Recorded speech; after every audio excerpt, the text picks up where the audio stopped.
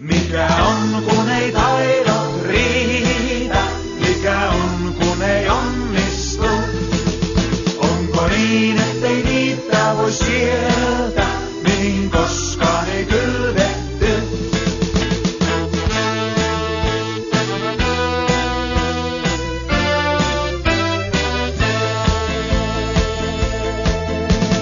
Toissa vuonna ajattelin Lahteen matkustaa, siellä sitten pistää isot rahat poikimaan.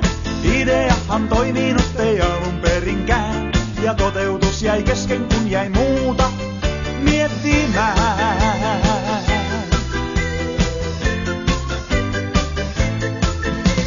Viime vuonna päätin itseäni sivistää, nousin lentoon infon kultasiivin.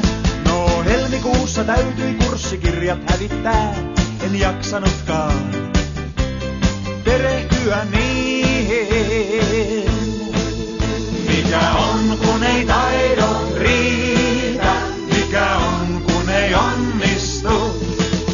Onko niin ettei niitä voi sieltä, mihin koskaan ei kylvetty?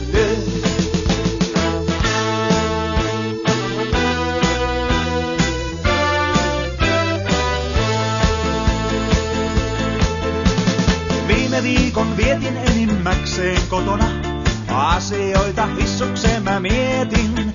No hommat alkoi meikäläistä sitten kiinnostaa, turhaan jumitin mä jälleen oven tieliin.